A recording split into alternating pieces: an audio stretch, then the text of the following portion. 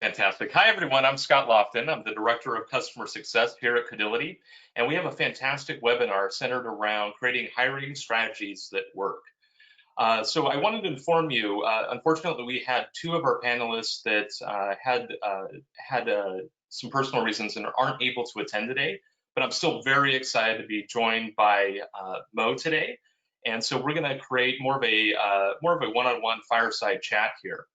Before I begin and we do introductions, I'd like to go over a couple quick housekeeping items. So we really like to keep the audience engaged throughout the conversation. So I've got some preset topics that I'll be going over with Mo shortly and creating dialogue there, but also would encourage the audience to go into the chat queue and add in any questions throughout the conversation to create more of a dynamic discussion along the way. So really try to keep that engagement high. So fantastic. We'll go ahead and dive right in here. And so I want to welcome Mo. Mo, so excited. Thank you for joining me. I know that we were expecting to have more panelists here, but I'm happy that you're available and excited to have this chat with you. Would love for you to maybe just introduce yourself to the audience and talk a little bit about what you do. Yeah, sure. Well, thanks for having me. Even though it's just two of us, I think it's still an interesting topic to talk about today. So yeah, you called me Mo, but my full name is Mo Diarra, and I am based in London, looking after employer branding for the consumer tech side at Amazon. Today we're speaking about hiring strategies, and I think I can contribute because before I jumped into employer branding, I also worked in recruitment for a decent amount of time. So yeah, I just hope I can share some of my thoughts and experiences with all of you. I'm sure you will. Great, thank you again. So we'll kind of go ahead and get started here with a couple questions. And so I've kind of divided the discussion around two main topics. One, we'll talk about the kind of the recruitment process in general, and kind of your take on the hiring strategies you think that work. And then we'll also dive into kind of the candidate centric side. And then if we have some time, we'll go ahead and touch on some topics around where we think the future of work might take us. So we'll go ahead and Sure. get started here. So I want to just generally ask you, what are some of the main factors you think of that kind of define a successful recruitment process? Mm, I think I would like to approach this a little bit from an Amazon perspective. I think that's the most interesting to share. So if I can, I'm going to do that. And one of the things that Amazon's or it's kind of Amazon's mission is to become Earth's most customer-centric company. And I would always like to translate that into being candidate obsessed. So one of the main factors in my world would be to be as candidate obsessed as possible. One of the other things that we do, and what we're also really known for, is that we're setting a pretty high bar for hiring. Um, and also now in times of high volume applications. And we do that combined with asking ourselves three questions. And I think that Jeff Bezos also published an article or was publishing an article about this at the beginning of September, where he basically said, if we're going to hire people, then there are three questions you need to ask yourself. So one would be, will you admire this person? The second one would be, will this person raise the average level of effectiveness of the group that they're entering? And the last one would be, in what dimension is this person a superstar? So it sounds a little bit, I don't know, broad, but on the other hand, it really challenges you to raise that bar for yourself as a hiring manager or as a recruiter. And I think that that's something we can all still learn from. And the third thing that I think is a main factor for your recruitment process is obviously branding, because it is still, critical to stay competitive. Like today or next year, it doesn't really matter. In my opinion, I think yeah, it's still relevant. Absolutely, great. Yeah, no, I like those three questions around um, that you had mentioned. Those are fantastic. Um, Great. I want to jump in kind of to the next part here, which kind of also goes into, I think, dovetailing into those questions that you had just mentioned, is kind of, you know, from your frame of mind, what are some of the things that you find to make a really efficient hiring process? And then if you could maybe share maybe some general KPIs or some things that you look out for to really call success, what does kind of a successful, efficient process really look like for you? Hmm. Well, I think in terms of efficiency, it is really important to constantly measure your candidate funnel. So take your candidate journey and also application journey. I would maybe combine all of that and focus on the different stages that a candidate goes through, and then look at your data and try to improve different pieces throughout. And when it comes to, you know, kind of the success of your recruitment strategy, there are a few things when it comes to measuring that. First of all, I think that um, the goal of your recruitment process should be to create a process that ensures that only relevant people are involved, and that you're hiring talented people that can contribute to the success of the business. And I think you can measure that, from my own opinion, by looking at two things. So one would be your hiring budget. So I'm not speaking about cost per hire, I'm speaking about your hiring budget, meaning which percentage of the payroll of your new hire are you going to invest in recruitment? And why I'm saying this is because I think that the cost per hire is a discussion that always runs to the bottom, meaning that a costly item is only better if it becomes cheaper.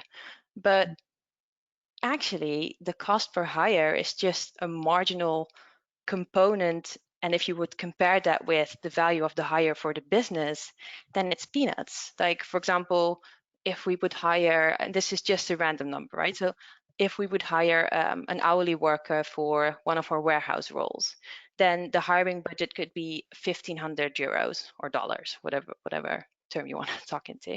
And if you take that 1,500 as an investment and then you translate that into what that person will actually do in the warehouse and the business value that it will deliver when it comes to the packages that we can distribute and that we can make more customers happy with what we're doing, then the 1,500 is basically, nothing. And I think this is the conversation that we need to start having, if you don't have them already. Like, it's about the return on investment from the hire, instead of the money that you kind of lose by not investing or by slimming down your investment, and really kind of showing the difference between the profit or kind of the business value of the hire versus the loss, and communicate that with your internal stakeholders. So measuring the success of your recruitment strategy should, in my eyes, be connected with the hiring budget. And the second thing would be the hiring velocity. So it's a little bit different than speaking about the time to fill, because that's also a really common recruitment metric, right? And hiring velocity is more about how much time you need to fill a specific job, and that can be different per role, like for a corporate versus a warehouse job. For example, like if you receive large volumes of applications, then you probably have a shorter time to fill the role, right?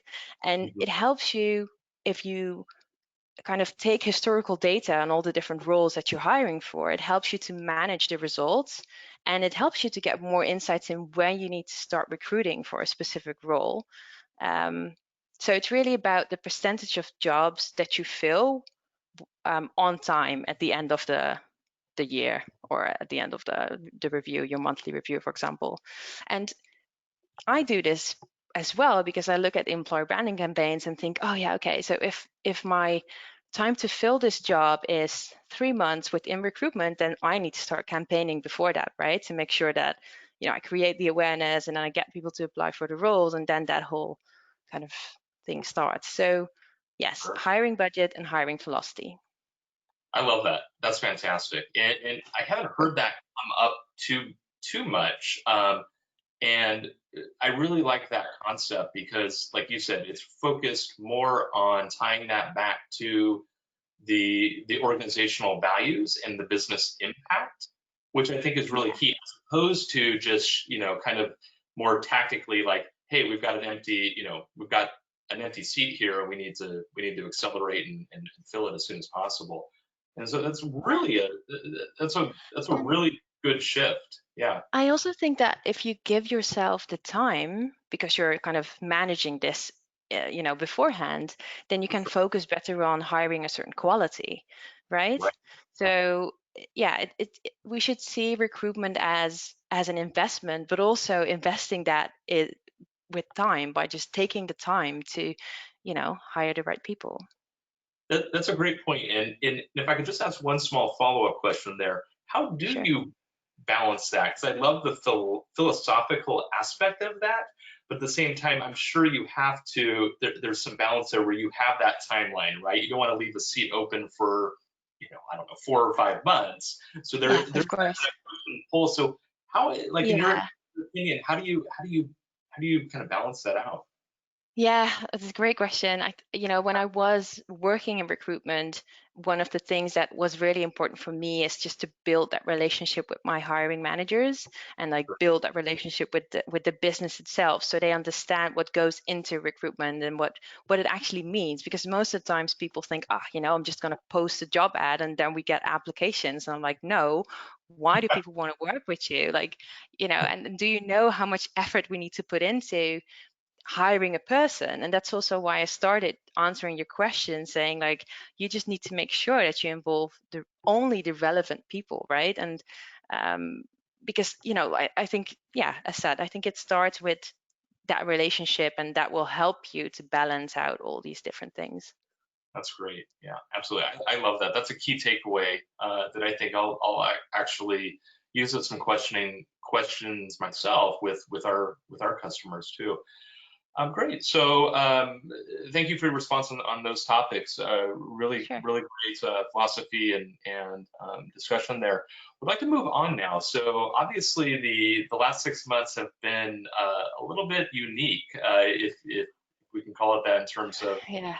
navigating, everything virtual and global pandemic and everything else that's kind of going on. So, wanted to understand, like, how has your approach maybe changed, and kind of maybe this even ties into some of that philosophical components that you had mentioned in the past. Like, how have things changed, or maybe they haven't really changed much outside of just like, hey, we've taken this digitally now, and we're still representation on the same values and quality of candidate, but now we're just representing this on a digital basis. We'd love to understand, like, Yeah. what does that look like for you? Yeah, I think a great question. And this is a question that I've had a lot, like throughout the last 6 months. Like, what are you going to do with your employer branding strategy? What is going to happen with hiring and stuff? And I think for everybody, it was also really kind of looking at, okay, what's coming next and what's next. And you know, within employer branding, but also within recruitment, I saw lots of people pausing their jobs and kind of pulling back from the initial employer branding campaigns because we're not really sure if we're going to hire. um, what is happening, I think, within Amazon is that we had to turn everything virtually overnight, right? And that was one of the biggest challenges that we had in terms of our recruitment process. But on the other hand, um, yeah, it's also really cool to see that that is even possible. So, for example, all our on-site interviews are now virtually, and within the tech space, we have also built a tool to assess candidates on their coding and system design skills via a whiteboard. But then the whiteboard kind of transferred that whiteboard online, and I think that that's pretty cool. That I think it's awesome that we did that in, like, I don't know, maybe a month or something, um, because when it comes down to meeting people in person and kind of assessing somebody, you just need to have the right tools. It's not only about meeting in person. So I'm just really happy that we facilitated that. And another great example of how we shifted our recruitment approach is a virtual career day, which we recently had in the US. I don't know if you saw anything about that, but we were basically organizing a virtual career fair promoting 33 1,000 corporate roles, but which we are currently hiring for in the US within orgs like AWS, Alexa, devices, all these different orgs. And I think we had 20K participants, but attending in a virtual career fair for free career sessions, and it was like super. It gave me so much energy to see how we shifted everything online, basically. So, that's kind of where we That's are at the moment.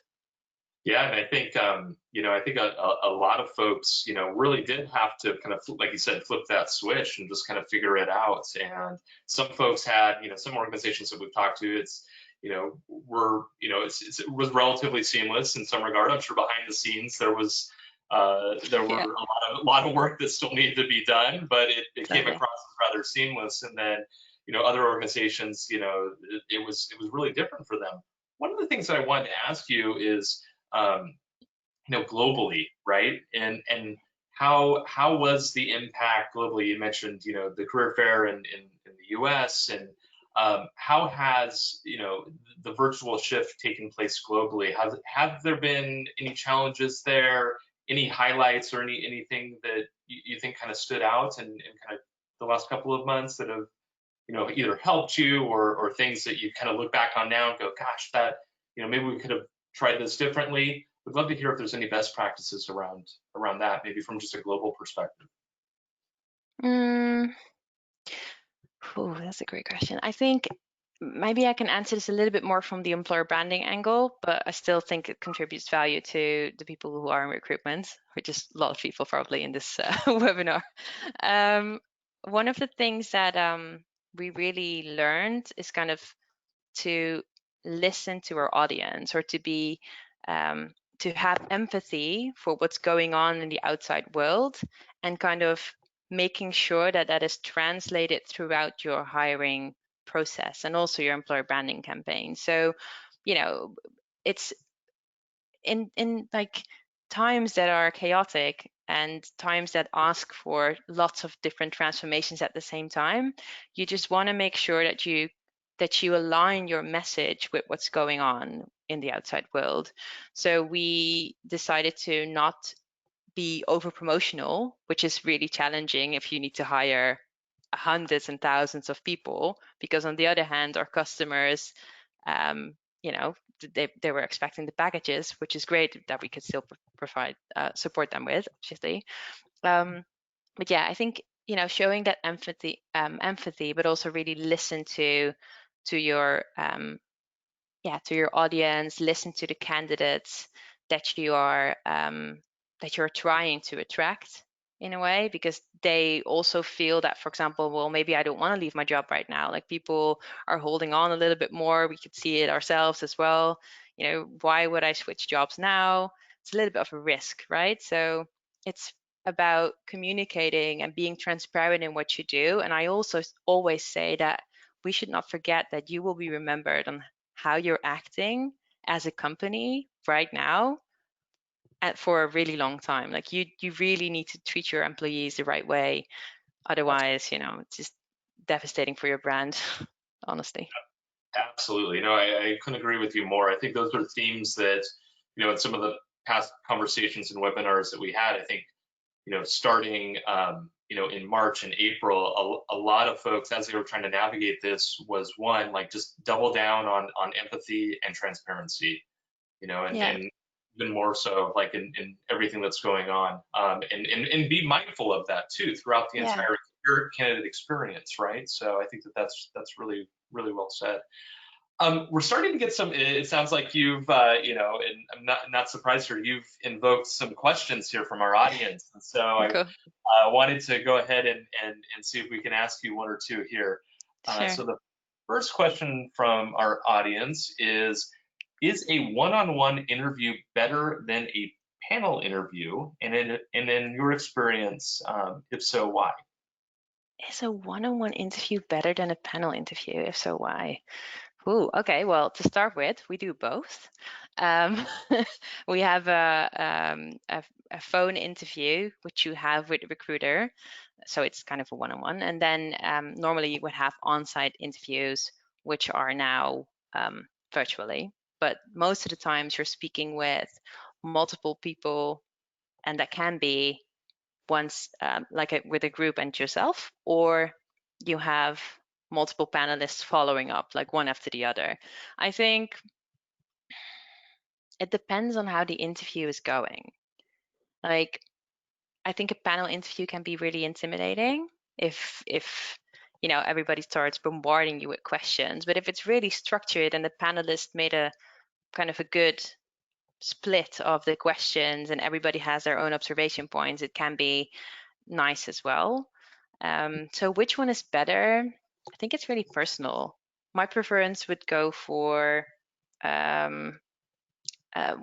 yeah, I don't know. It would be, I think I would prefer a one-on-one interview because then you can become more personal. And one of the things that we do within Amazon is that we interview by following leadership principles, which makes sure that everybody, no matter if you're in a panel interview or a one-on-one interview, asks the same questions or works within the same framework.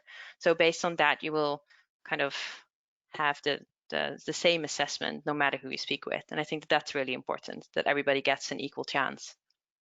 I think that's great. I think you kind of got to it right there. I think alignments, in particular when you're defining, working with the hiring manager in conjunction with that particular role on what really makes sense around kind of the balance between the one-on-one and then also the panel. And then what I found in hearing feedback too is if you do the panel, it is a little bit different than do that and communicate that virtually, is really make sure that, again, there's like full transparency, I think, with the candidate in that process and getting them prepared for what that panel interview looks like and giving them heads up on what each individual interviewer might be focusing on. So I've seen it where one interviewer might be focused solely on culture fit, where someone might be more focused on technical acumen and skill set, where another person might be focused on something else. And so each individual kind of brings a different type of topic, if you will, to the table, but collectively everyone's really aligned. So it's just I think we do that with our leadership principles, but one of the challenging things is that we're not telling you on which leadership principle you are assessed per interviewer. So, you obviously you get the principles beforehand and you need to prepare, and they're on our career page and everything, and you can find kind of a description of what we're expecting. But then still you need to act and, kind of react in the moment itself, because otherwise you could prepare and we are not seeing you in your natural environment, if you can even say it like that. Sure. But afterwards, I think we're trying to reduce bias by also scoring the candidate individually and then get back together and have a review call. I think that's really important. Yeah, that is very important. Great. Well, gosh, we're starting to get a lot of questions from the audience. This is a very engaged audience. Fantastic. So let's see the next question here. Do you create hiring strategies, employer branding for ethnically diverse people that is different than overall TA attraction strategies? That's an interesting one. Yeah, it's a great question. I love speaking about diversity, actually. I think one of the things that's really important, considering everything that goes on and that is going on around the world today, but also in previous years, obviously, is that you need to consider D&I better. And what we're doing internally is that we set D&I goals for ourselves. It's kind of an internal commitment to D&I, which is pretty big. Because we believe that diverse teams also have a positive impact on our results. And you can really see that throughout our recruiting strategy, for example, our hiring strategy, by working with the leadership principles. So it takes away the bias in that sense. And on the other hand, what we also do is, I think that we have a pretty holistic strategy when it comes to hiring. So we also partner with organizations and academic institutions that are kind of reaching underrepresented communities. So we have tons of different initiatives, from I don't know where to start. coding courses that we offer to connecting with specific communities with a diverse or an ethnical different background to kind of make sure that they're represented within the company. And within Amazon, like once you're on board, we have a ton of affinity groups which you can connect with, which I thought was pretty cool. So you have affinity groups, for example, like parents at Amazon, but you also have Glamazon, which is representing the LGBTQ community. And we also have Asians at Amazon. So there's like a lot of attention, going towards kind of diversity and inclusion, but also embracing that in our approach, and obviously also in our employer branding strategies. That's fantastic. Wow, that's really great. All right, so gosh, there's more questions coming here. So Yeah. let's see. How have you best ensured that candidates still have a positive experience or improve the candidate experience since COVID? Oh, oof. Yeah, I think when it comes to ensuring that people have a positive experience, it is just like asking feedback from your customers. And this is something that we've been doing before COVID, right? So if you're recruiting, and even if you're not suitable for the job, then you will still receive a survey asking, hey, what was your experience with our recruitment process? What would you improve? These kind of things. So it's really about measuring a lot, and also just be vulnerable, because let's be fair, like if you send a survey to somebody who just got hired, then obviously you get positive reaction, but it's about the people that are not suitable for the roles and how they react and reflect on the experience and what we can learn from that. So yeah, doesn't really change. It didn't really change with COVID. I think the only thing that we do is kind of pay more attention to it, like even more, just to make sure that you capture everything. That's great. Yeah, and I'd love to maybe add on myself too. I think going back, there's been some organizations that we work with, one in particular that, you know, around really wanted to make sure that the candidate experience tried to reflect and mirror what an in-person experience would look like for a candidate, as hard as that is. And so some things that they did is they actually worked with their teams. And so they took, photographs and some video of what the culture kind of represents of that organization's values, and tried to give a sense to the candidate of what that would look like if, once COVID's kind of over and they're able to kind of, go back into an office type of environment, just to kind of give them a little bit of a look and feel of understanding what that culture really looks like. And then the other thing is, in particular with the candidate experience, making sure that, not assuming that they kind of know, even though I think most folks kind of know how to navigate Zoom, but also making sure that candidates really understand their technology Oh and yeah. setting them up for success with the interview process, right? So the recruiter, I've heard of a Yeah. lot of recruiters like, hey, do you know how to use Zoom? Making sure that blockers aren't there, and that they felt really comfortable around that whole process with the technology. So those are some of the things that I've seen. Yeah, sorry, I have to agree with that. I think one of the things that we did, like the first thing, and I'm sorry I didn't mention this, but it's just create a career page, or a page on our a landing or a career site, wherein you could see what you needed to do to succeed in a virtual interview, and even how you should dress yourself in front of the camera, because that's sometimes a question, right? Like these small little details that candidates can think about. So yeah, we try to guide them. Yeah, totally. Absolutely. Yeah, and I think just kind of building on that too is also making sure, like, again, practicing the empathy and transparency.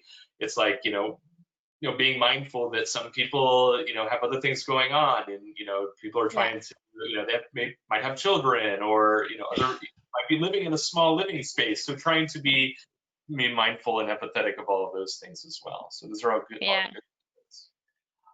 Great. Let's see. I'm going to go on here. Gosh, this is a very captive audience. I love the questions here. So question number 4, I am That's keen to good. understand if you built your own in-house whiteboard tool for assessments, or leveraged off a specific product that you guys customized to suit your needs. No, it's a typical Amazon style, so we build it ourselves. Great, great. All right, question number 5. With such a scale, do you hire for specific team or by function? Example, Android developers or QA engineers, and assign a team when a newcomer starts. So maybe looking. Yeah, so it's asking about the structure of the teams, I guess. I think we do both. So we hire locally, we hire role specifically, maybe even level specifically in terms of experience. Um, so you can do it all as a recruiter. Great, great. All right, next question. How important do you think it is that a candidate speaks to various levels within the business throughout the interview process? For example, all the way up to CEO level. I think I think from a candidate perspective, it is important to connect with the business goals during an interview process. Like you need to be aware of what you're stepping into, and that also means that you need to be able to look outside your team that you're kind of going to be a part of if you're hired, and to get insights from a higher level. So in that sense, yes, I think that you need to connect with different levels. Looking at the size of the company that we have, obviously that's really hard to do, but I know that we involve different layers and different levels. It could also be that you're interviewed by the manager of your manager, for example, um, just so you can get a different angle. You can get more insights in the stakeholders that you're working with. You can ask questions about the goals of that specific team or org that you are applying for. So yeah, it's just kind of, yes, different levels with the goal to get a bigger perspective. Like if you're a smaller company, and I used to work in a scale up before this, then one of the things that we did is um, organize a coffee with the CEO at the moment the candidate was hired, just to kind of, get to know the person. And it would not make a difference if this was somebody from IT support or the Android lead. Um, just, but then it's also a situation where you can do this. So depends. Absolutely. Great. And then it looks like the last question here is how much feedback would you provide to an unsuccessful candidate in the process? That's pretty broad. I think then this is my personal opinion. I think that it's always good to provide the mm, I'd say I think it's always important to provide feedback to candidates who are not successful, but define successful. Like are we speaking about candidates who just applied for the job and their profile didn't fit, or are we speaking about candidates who went through maybe first interview stage, second interview stage? And I think the further you go through the recruitment process, the more broader or extensive your feedback should be. Um, because then, the candidate invests in you, so you should also give back and basically say, well, you can't say, well, we're thinking you're not suitable for the role after 2 interviews. It's just not doable. I think it's not reasonable, at least. I think that makes sense. Well, great. Well, I just want to say that ends the audience questions. Really great questions. And if Sure, yeah. if there's others, feel free to keep them coming. So we'll kind Sure, of sure. go through here and just want to make sure that I'm not being too redundant. Let's see. Well, okay, why don't we go down to, we'll talk a little bit about best practices. And so, maybe Mo, you could share maybe some of the best practices for improvement upon, recruitment strategy. I think you kind of maybe Mhm. touched on this a little bit in terms of, Yeah. yeah, but we'd love to see if maybe you can open up that topic a little bit more. Yeah, sure. I think, when it comes to best practices, this just comes back to the first thing I said at the beginning of this webinar, where I think that it's really important to take a seat in a candidate's chair. It's Mm, kind of ask yourself, what is it like to apply for a job within the company that I work for. And if you're not sure, then just apply on a job. You can always filter it out, like out of your ATS system, right? So really consider all the steps a person needs to go through. When it comes to hiring, dare to hire outside of your comfort zone. Kind of hire that person who is a little bit intimidating, or hire that person who you think that might be super annoying if you add them to the team, but they are innovative and you see that coming, and just don't be afraid of doing that. So kind of, yeah, just step outside and be vulnerable a little bit. And the other one I would say is be flexible, especially now. You were speaking about going back to the office. I sometimes doubt if we go back to the office. I see lots of virtual positions coming up, and you also need to consider, like, let's say you're hiring for a virtual role wherein the location is to be decided. That can increase your talent pool from a region to the world, right? So if we're speaking about improving your recruitment strategy and you have the position to kind of speak with your hiring management, but if it's actually necessary that a person is located in London, maybe you can improve it by doing that. Absolutely.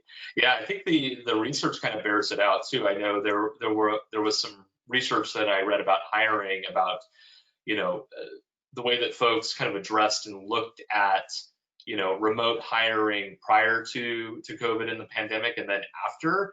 And one of the main, I guess you could say, opportunities was to really expand the candidate pool, to be able to look at, the recruitment process in a new light that would bear out new opportunities for candidates that you might not have fully considered in the past, just because now they're available, because everyone is embracing or has to embrace a virtual strategy. So I really like that approach there. Gosh, we're getting more questions again. This is fantastic. So Go. let me see here. So question number 8 was, how do you manage your stakeholders in terms of budget and hiring velocity when you have to recruit for contract staff, especially considering the turnover and mentality for contractors and so indifferent That's than a long question. recruits? Yeah. Okay, so how do you manage your stakeholders in terms of budget and And hiring velocity yeah. when you have to recruit for contract staff? Considering the turnover mentality for contractors, so it's different than permanent recruits. Yeah, I've been in this position, so I need to know this answer. I think, yeah, this comes down to data. It comes down to analyzing your data in a way that your stakeholders can't look away and not accept the consequences of underfunding your recruitment budgets, and also starting on time. Like with us, everything starts working backwards. So we look at our customers, and based on that, everything else internally starts turning to make sure that we kind of service all our customers. So one of the things there also for contract staff is just start hiring on time, and kind of making them aware that hiring in general is not a big red shiny button which you can just push, and then there you have a batch with hourly workers or contract staff, or however you want to call it. So no, for contractors, it's really about the data. Great. Let's see. And then the next question is, how do you scale hiring while not losing quality in the recruiting process and candidate experience, in particular, especially for manager and developer positions? Great questions, guys. Seriously, I really have to think about this. Okay. How do you scale hiring while not losing quality in the recruitment process and candidate experience? By automating where you can without losing the personal touch in the process. So you really need to question yourself, which part of my recruitment task can be done by whatever tools out there, and which piece do I want to hold on to myself to make sure that the hire is the right quality that I'm looking for, and that the candidate also has an experience that is, connected to that journey, basically. So automation, if you have the possibility to do so, and it should not be expensive if you don't have any budget for it. You can just come up with small hacks to automate a piece of your journey. That's a great question, and actually it leads me to kind of toggling a little bit here, going back to some of the topic questions that we had.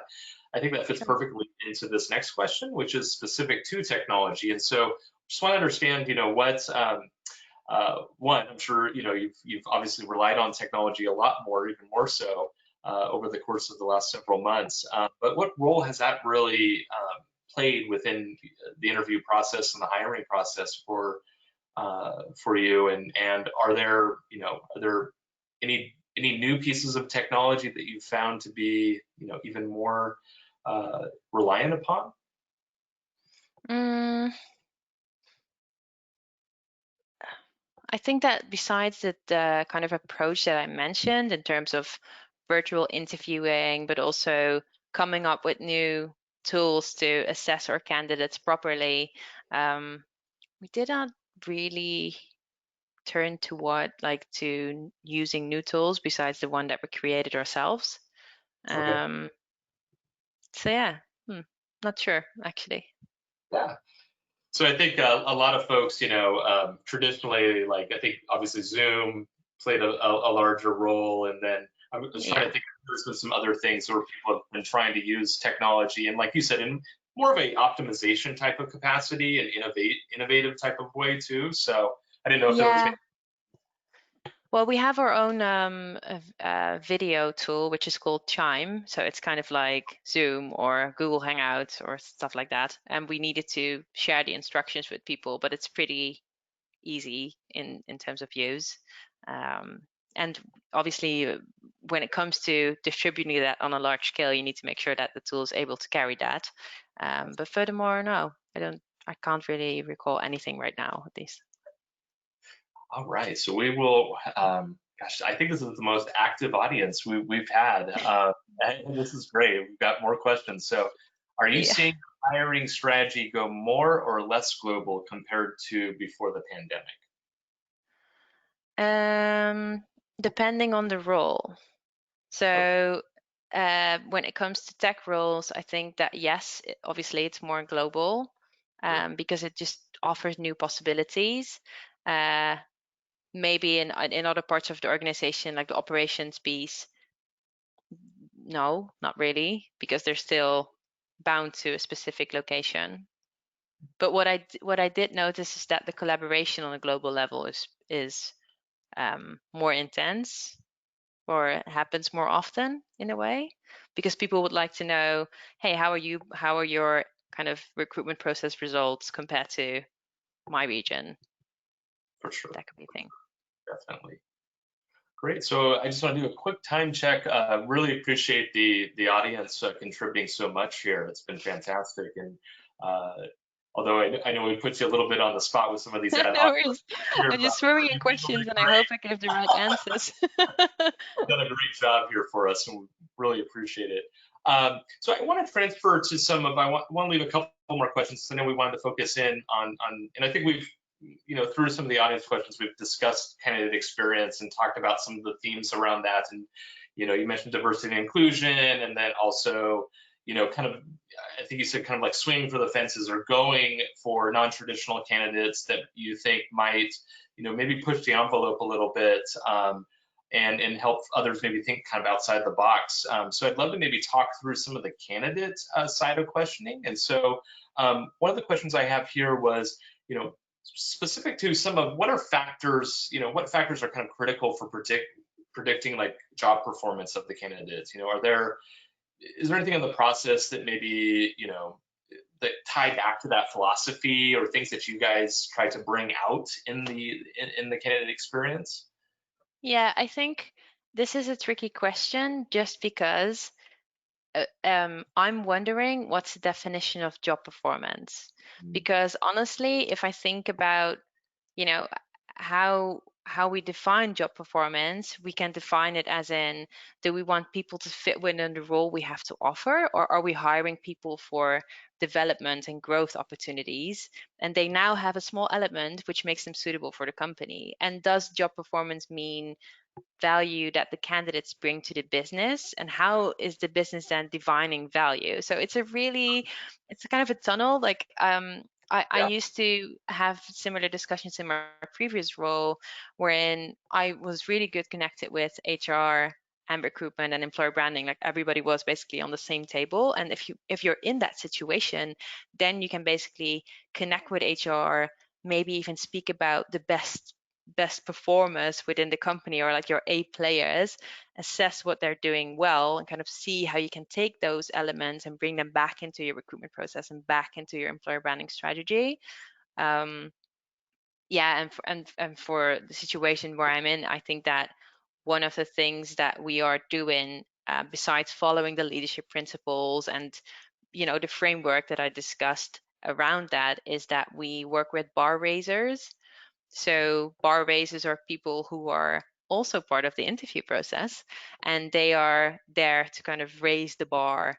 And yeah, it sounds like it speaks for itself, but it's kind of raise the bar in terms of challenging the candidate a little bit more outside of the role that they're kind of being hired for.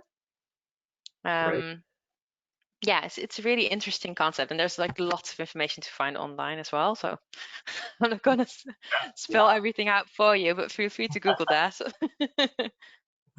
Fantastic. No, I think that kind of go, and I'm kind of liking the theme here around just going back to the very start of our discussion around kind of those three questions that you mentioned that's, kind of tied to the philosophy. And this is really, I think, hopefully this is giving the audience a lot of clear insight around what really kind of defines, this being a successful, strategy. And I think you've really kind of outlined that throughout this conversation. Mhm. Great, just a couple more here, and I know we're coming up on just about 10 minutes remaining, so I want to leave one more question Sure, here from the topic, and then maybe one more, two, if we have time from the audience, just to finish up. So, sure. um, let's see. We've kind of touched on this a little bit, but maybe we can dive in a little bit deeper. Any best practices around how you guys might prepare a candidate for a successful interview? I know we kind of slightly talked Yeah. about that, but maybe just a Um, little bit more. Yeah, so I think one of the things that I think is fantastic is that on our career page, we have dedicated separate pages to all the different stages of the interview. So you can just go to the career side and then you can see phone interview with the recruiter. You click on it and then you get full description on what you can expect. And it kind of guides you through that whole application journey or recruitment journey, however you want to call it. But on the other hand, I think that we often forget that we can also prepare candidates to be successful in general in the hiring process via employer branding, Mm. because employer branding should kind of offer you a window wherein candidates can look into your world and see what it is like, and see and create a feeling with if they think that they're suitable for the team and why that is the case. So it's yeah, it's a combined thing. Sure, sure. That's great. I love the fact that you guys, again, kind of going back to transparency, have that dedicated web page. It really outlines that process, so it's really clear to the candidate that they understand what's required. Yeah, and we still generate a lot of content or publish a lot of content, especially over the last couple of months, and like how you can be successful in your Amazon interview, and what are bar raisers, and can you share interview tips, and what does this leadership principle mean? So yeah, we try to be as transparent as possible. That is fantastic. Great. So I want to do. We have time for maybe one more. I want one more audience question, and then I have one more topic question, and then we will. Sure. We will. I know it's late where you're at, so we want to be respectful of time Ah, no here. worries. So the audience question here is: how do you measure candidate experience for both candidates who were hired and candidates who weren't hired? I think I kind of answered this question before. But yeah, as said, like measure candidate experience throughout like surveys and just ask for feedback. And also, as I said in the beginning, like be like dare to be vulnerable and reach out to candidates who are not suitable for the job, because a negative experience is also an experience, and you can learn a lot from it. Absolutely, absolutely. Well, fantastic. So I want to ask one more like general, Sure. kind of like I've talked with other folks about this and like to understand just generally, what does the future of work hold for us, right? And so we'd love to understand, like in your experience over the last, what do you think is going to either stick and stay? What do you think is going to drop off? You kind of alluded to Mhm. this a little bit. It's like, hey, I don't think we're going to be going back to offices. I kind of tend to agree Yeah. you. I think that the future of work is, we're going to be virtual a lot. Yeah. So is Yeah. there anything else that you could maybe taking out the crystal ball a little bit and seeing and, Well, I'm always trying to create my own crystal ball by looking at the world around me in a way. And I think, I've asked this question to myself like many times. I think last month especially, because you're already thinking about 2021, right? Like, okay, what's going to happen? So I know it's sad, but it's also reality.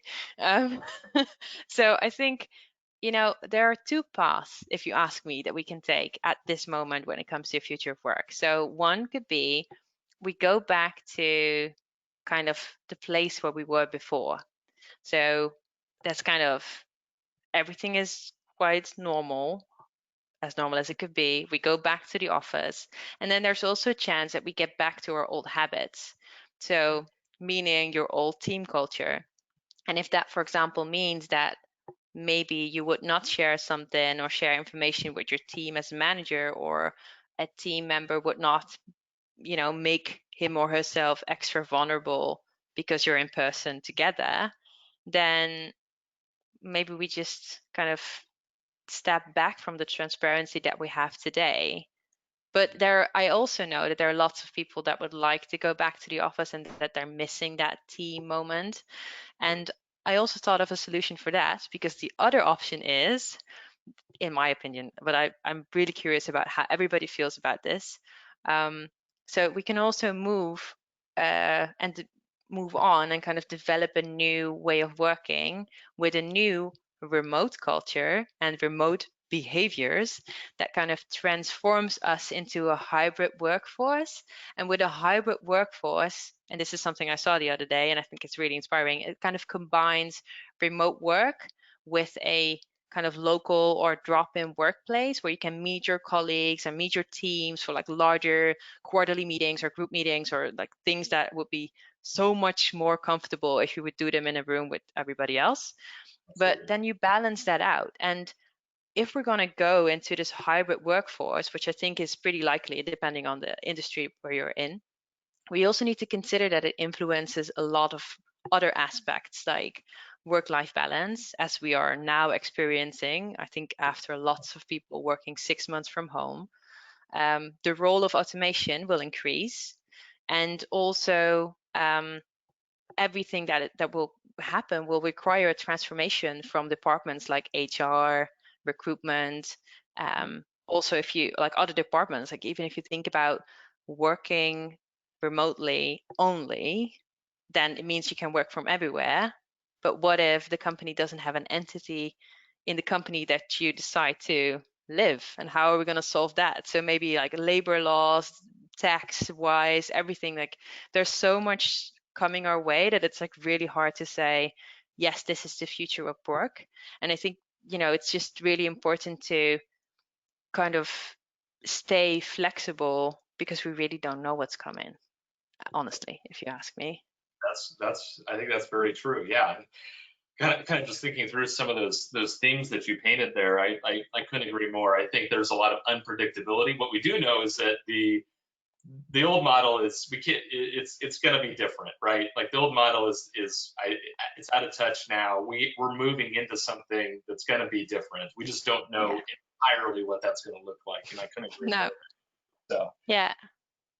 well, with just a few minutes remaining, I just want to say thank you again. And I know that Sure. we needed to have a couple other folks on the call here, but I truly think this is one of the most informative discussions we've had. I think by the audience participation, getting 14 or 15 questions, I think you know, you invoked a lot of questions, and you invoked a lot of you know, thinking around this topic. And so, Mo, I just want to say thank you so much for joining us, and enjoy your evening. Thanks. Yeah, no, it was, I had a great time, honestly, and I hope that, I gave the questions to everybody who asked, or answers to all the questions that were asked. And if you feel like you have a question or you just want to share your vision on the future of work, just connect with me on LinkedIn. I'm always open for conversations. And also, thanks, Scott, for like having this conversation with me. I had a great time. You too. All right. Take care. Cool. Thank you so much. All right. Yeah, you too. Have a great day ahead. Bye bye. Bye.